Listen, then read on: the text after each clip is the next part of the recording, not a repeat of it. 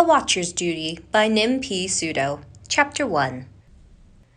Lurien the Watcher sat within his spire, overlooking the City of Tears through an arched window. Rain peppered the glass and filled Lurien's quarters with an incessant, if not unpleasant, drumming. Through the soft film of water, Lurien peered at the blurred shapes of buttresses and tall towers. They marched into the gloom and beyond his vision, creating the impression that the city had no end. In empty plazas and at lonely street corners stood lumify lanterns that cast refracted domes of light like twinkling stars. With practiced care, Lurien emptied the contents of a silk satchel onto his work table, one frail object at a time. Brushes, jars of paint, a worn palette, a cup of water, a blank tablet.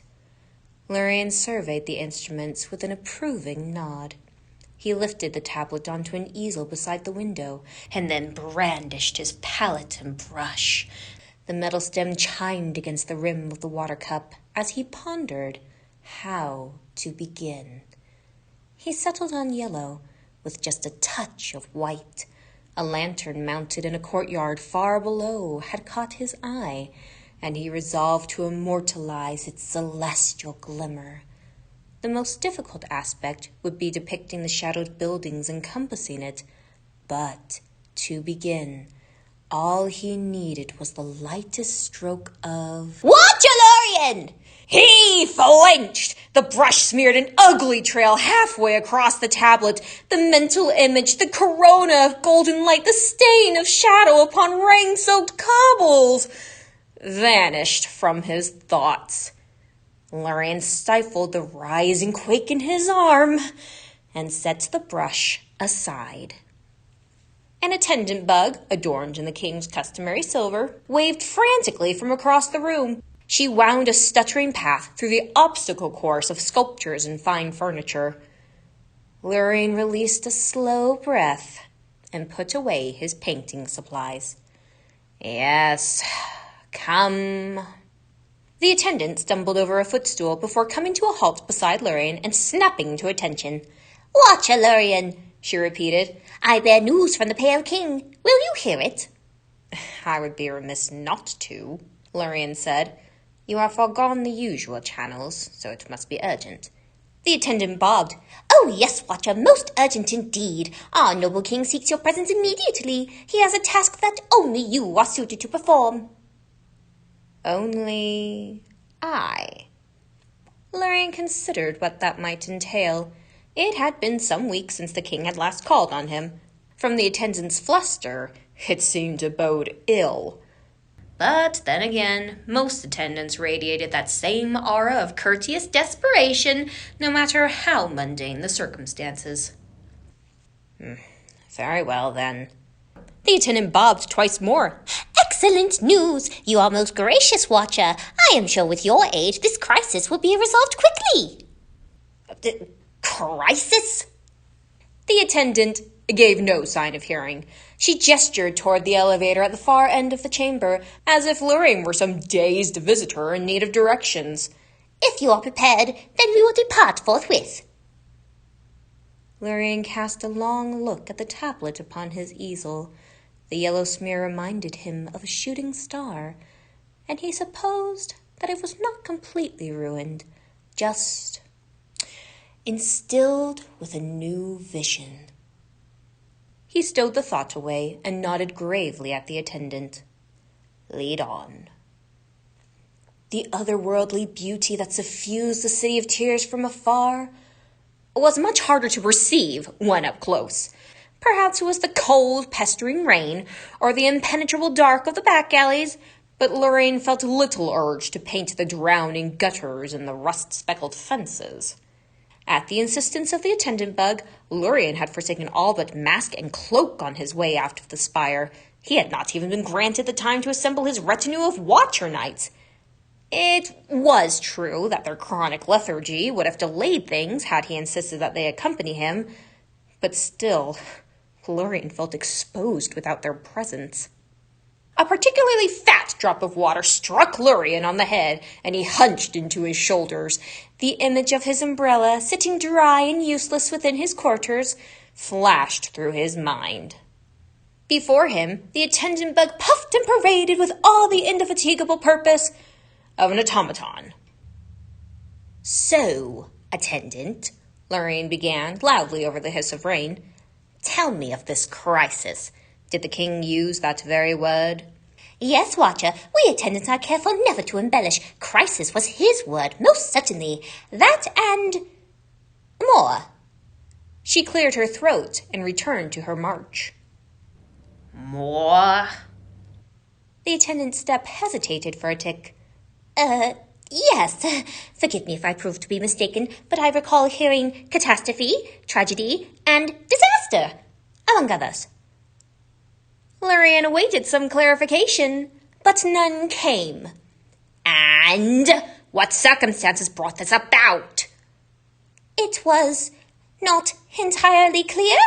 Please forgive my small mind, but I could not understand the king's distress. It may involve the White Lady's holiday in her gardens, but in what way, I cannot guess.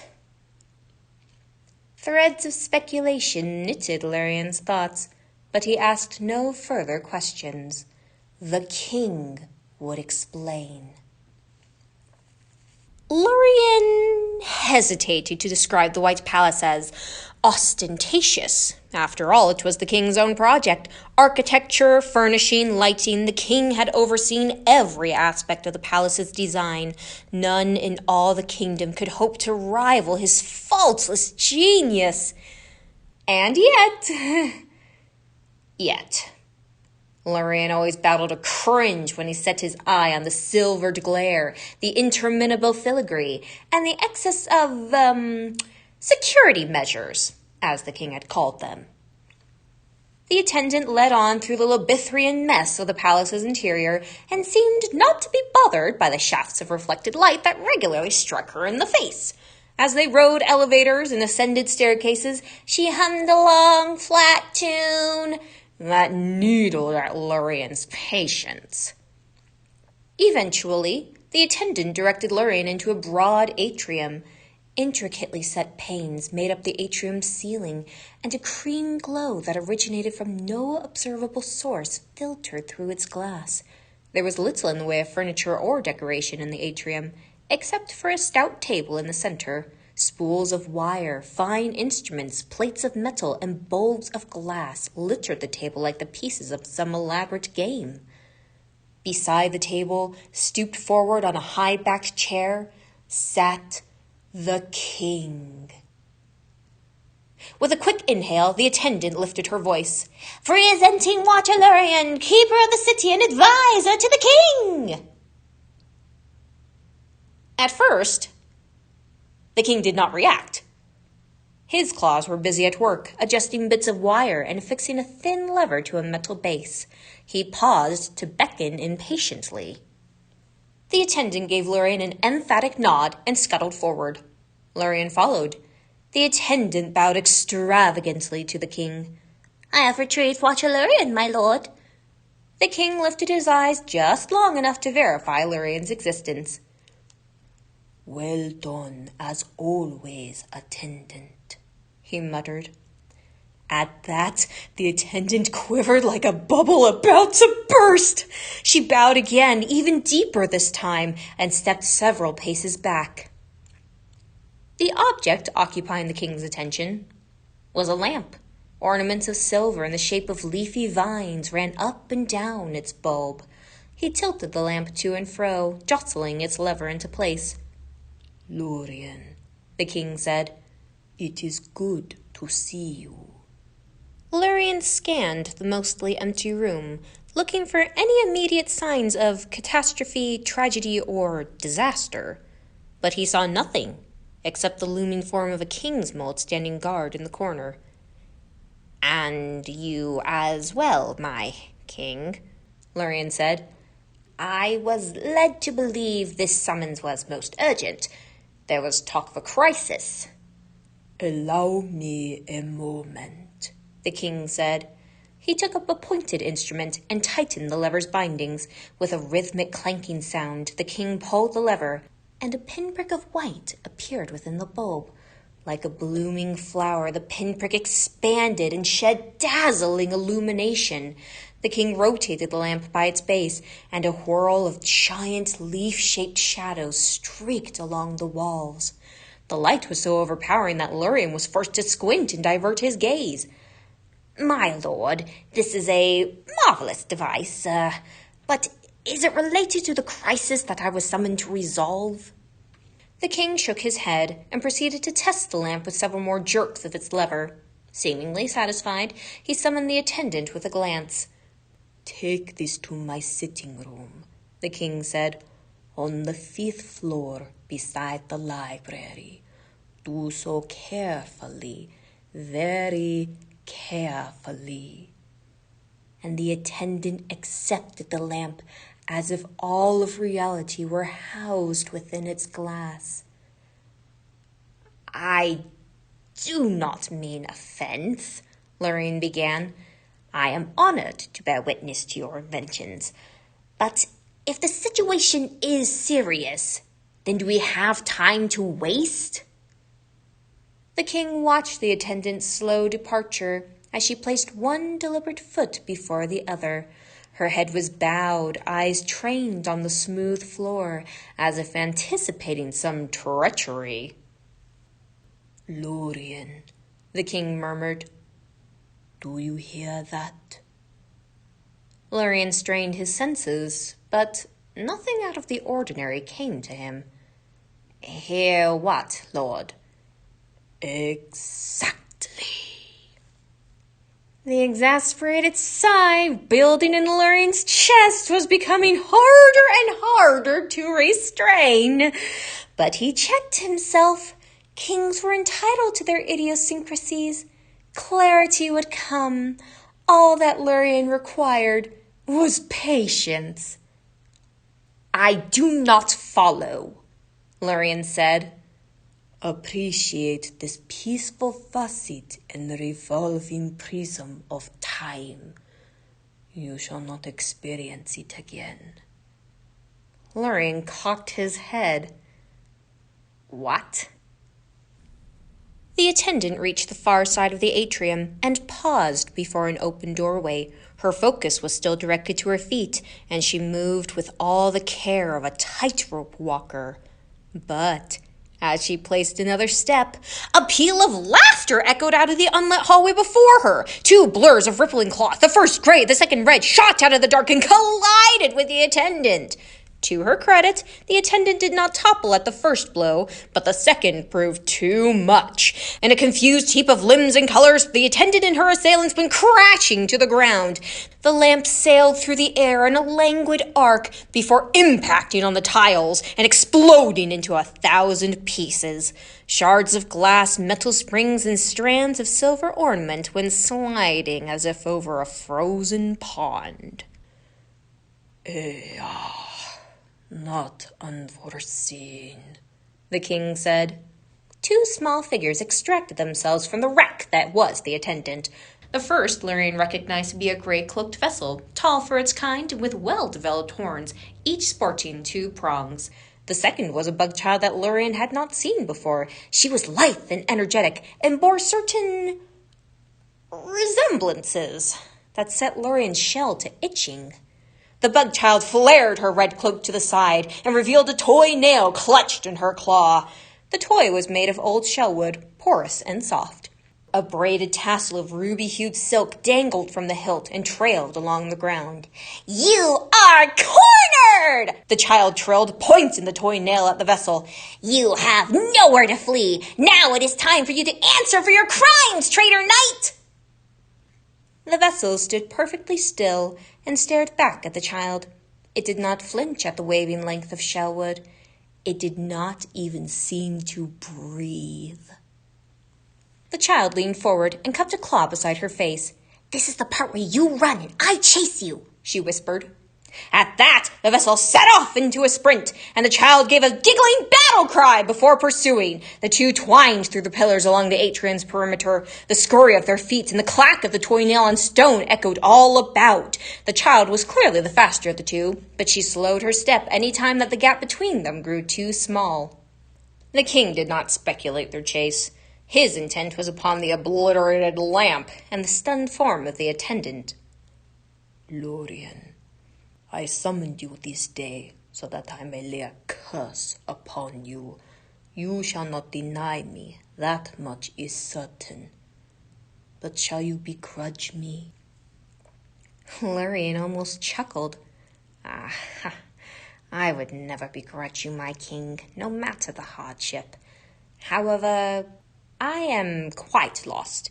Is the crisis and this curse of which you speak one and the same? The king gave a small nod and rose from the chair. It slid soundlessly from the cluttered work table.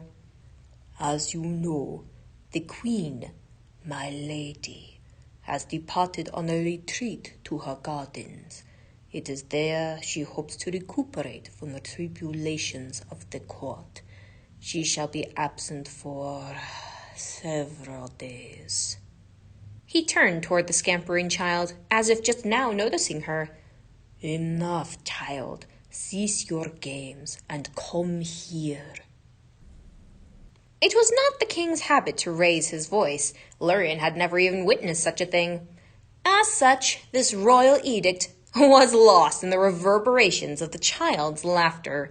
She either did not hear or did not care. It was also not the king's habit to be disregarded, and this put Lurien ill at ease.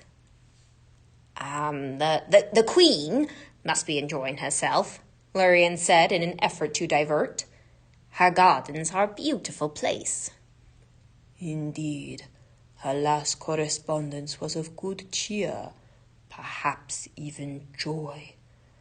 But, as all things in balance, one's joy must be another's anguish. Lurien was unsure how to respond. He tried to parse the king's meaning. Out of the pillars emerged the vessel. It fled silently before the child and made a break for the work table. With agility unnatural for its size, the vessel slid beneath the table and out to the other side before resuming its flight. The bug child gave another laugh, something like congratulations, before leaping over the table like a graceful noodle. However, her trailing leg caught on the table's lip, and the whole thing flipped to its side with a deafening bang. Even more bits of scrap and wiring were hurled down to join the broken lamp. A spare lever flew particularly far and struck the attendant bug in the head just as she was beginning to rouse herself. The bug child offered a distracted apology before taking up the chase once more. The king's shoulders sagged as he watched his tinkering supplies rattle to a stop. It is difficult to imagine that such a brash creature might count itself amongst my spawn. Lurien startled. Spawn? You speak of the vessel, yes. Not. He glimpsed the sinuous trail of the tassel as it vanished behind another pillar. Oh, the king said. I was unaware that you had yet to be informed. The king pointed in the vague direction of the child. Yes, the red one. He seemed to grasp for a word. Hornet. That was the name. She is the result of my contract with the beast. A grim consequence, but one that must be endured. The clockwork machine of Lurien's thoughts ground to a halt. He could not guess how many seconds elapsed before he gathered his words. That is your child? She is royalty? He stammered. Correct. Have you elevated her to the status of heir? Lurien cried. As you decreed, no vessel might bear that right, but if this new child is indeed... Enough, the king said. Do not trouble yourself. That is not the topic of this discourse. He turned to face the king's mold standing statue-like in the atrium's far corner. Awaken, the king said, barely above his usual speaking voice, and the king's mold shuddered to consciousness. Luminous white eyes appeared beneath its helm, and it stepped forward. Apprehend them, the king said, pointing at Hornet and the vessel. The king's mold lifted a wicked-looking scythe and stomped in their direction. Gently, the king added, and the king's mold stowed the weapon. Hornet paused in her chase when she set eyes on the king's mold. Wait, stop! She shouted to the vessel. It skidded to a halt a few paces off and regarded her. Listen, she said, huffing and puffing. Let's stop playing traitor knight. We can play monster hunt now. You be the squire, I'll be the brave knight, okay? The vessel gave no sign of recognition, but that did not hinder Hornet.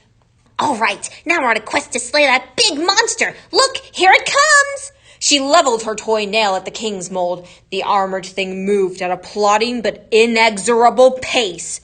It is too big to fight. We must use trickery. Here, grab this. Hornet held out the end of her nail's braided tassel, and the vessel shuffled hesitantly forward. Hold tight, Hornet instructed. Do as I do, and don't be afraid. The king's mold closed the distance, and its steps sent tremors through the tiles. It reached out at the children with 4 hooked arms as if to scoop them up. No! Hornet shouted. She darted forward, and the vessel imitated. With a firm hold on each end of the tassel, the pair ran 2 quick circuits around the king's mold's spindly legs. Okay, run! She squealed. With its quarry dispersing, the king's mold attention shifted first from Hornet to the vessel and then back again. It snatched at trailing cloaks but came up short. When it attempted to take a step in pursuit, its legs caught on the silk, and it slammed to the ground hard enough to crack the tiles. The king's mold rolled helplessly on its curved back, unable to rise. The king pressed a claw against his forehead. Behold my menacing construct, he mumbled, insurmountable, save for when confronted by children. Hornet stopped running and placed her claws on her hips. She appraised the foiled king's mold from a safe distance. Another triumph for the brave knight! She shouted, and then laughed in a parody of a much deeper voice. Ho, ho, ho! Well done, squire! She wheeled on the vessel, which had taken up a defensive position behind a pillar. I must write a letter to the king so he can know of her great success! She then pantomimed extracting a scroll from a non-existent hip pouch. I will make sure to tell the king of your courage, she said, as she wrote upon the air. Now take this, and do not stop until you place it in the king's own claw. She rolled up the imaginary scroll and handed it to the vessel. Lorien watched with fascination as the vessel took the scroll in its grip and trotted over to the king. It extended its arm to him and waited. The king was still. His claw remained pressed against his forehead, and he seemed trapped in some distant thought. The vessel waved its arm slightly, as if reiterating its purpose. With a sigh, the king held out his claw and accepted the parcel. He even went so far as to pretend to read it. Its task done, the vessel returned to Hornet. Did he send a reply? She asked, but the vessel only stared. It was the queen's duty to supervise the vessel until it emerged from the uselessness of infancy, the king said. Such a task was not difficult for her, but circumstances have since changed. This red thing, this hornet, has been inflicted upon my court. It is willful and reckless, a deleterious influence upon the vessel, and too great a challenge for my queen to subdue. My lady's retreat to her gardens was the very embodiment of the word. And now, We remain to bear the burden of her absence."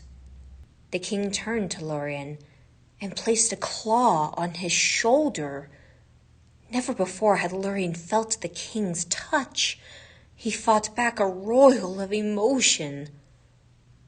"My king?" "I possess neither the time nor the fortitude to fulfill this task. Thus, it is my shame that I must shirk it upon you, old friend. You are to be the children's keeper until the lady returns. Forgive me, for I send you to your doom."